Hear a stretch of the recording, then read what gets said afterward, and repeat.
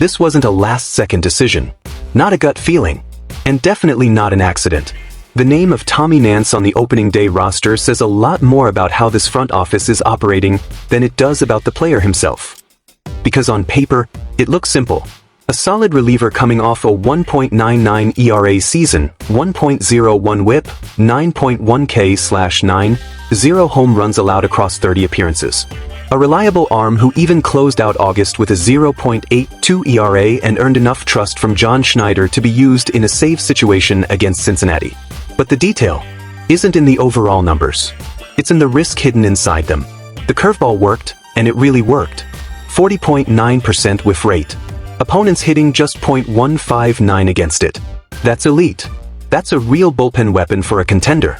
But everything else, the sinker, the slider, both getting hit hard, with expected batting averages north of .300. And that's when you start to understand what Toronto is actually buying here. It's not complete dominance. It's dependence on a single pitch executed at a high level. Now stop for a second, because there's a detail here that changes everything. Nance was out of minor league options. That changes the entire equation. If Toronto doesn't put him on the roster, someone else does. Simple as that. An arm with that kind of 2025 production doesn't slip through waivers unnoticed. So this decision isn't just technical. It's strategic. It's pure asset management. You keep the player, or you lose him for nothing. And in that kind of scenario, contenders don't hesitate. On the other side, it's a completely different story. Angel Bastardo didn't lose the job because he was worse. He lost it because his clock is still behind. A 2024 Rule 5 pick, barely pitched that year, and then missed all of 2025 recovering from Tommy John surgery. When he finally gets back on the mound, it's 7 appearances this spring, 7.2 innings, 4 earned runs, 7 walks, 5 strikeouts. This isn't a full evaluation. This is an incomplete sample. But it's enough for a team trying to compete right now to look at it and say, we can't carry this project on a 26-man roster.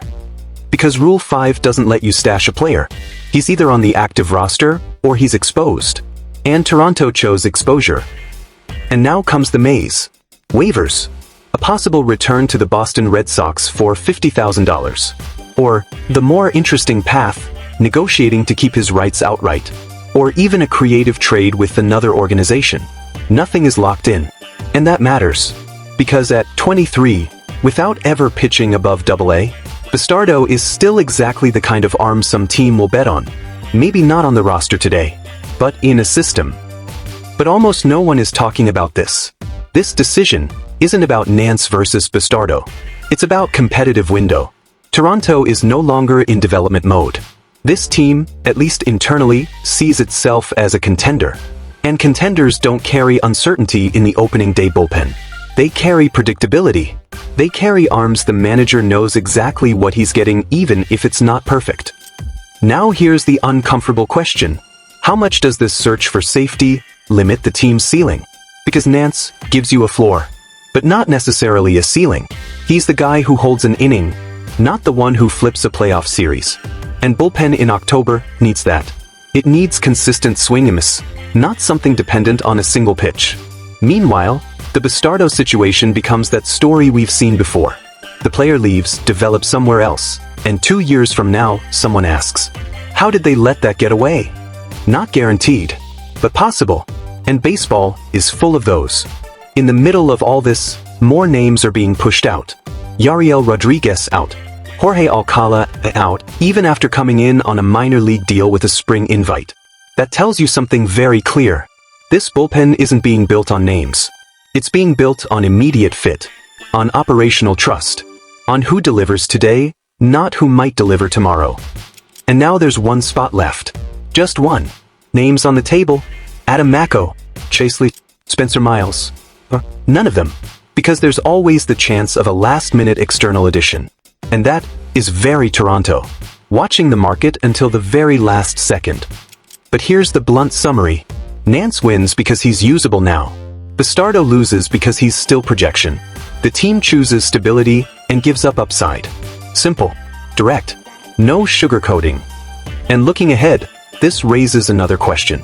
This bullpen, the way it's being built, Can it survive 162 games? Because it's one thing to perform in a 30-game sample. Something completely different to sustain it over a full season, with full scouting reports, hitter adjustments, physical wear. The league adapts. Always. And if Nance's curve stops fooling hitters, what's left? That's the question nobody wants to ask right now, in March. But everyone will ask in June, if things start going sideways. In the end, it's not a controversial decision. It's a logical one. But logic doesn't always win championships. Sometimes, it's the calculated risk that changes everything. And Toronto, at least for now, chose not to take that risk. Now I want to hear from you. Do you hold on to the reliable arm, or bet on raw upside? Because this choice might look small today, but we both know how these stories go. And usually, they don't end the way you expect.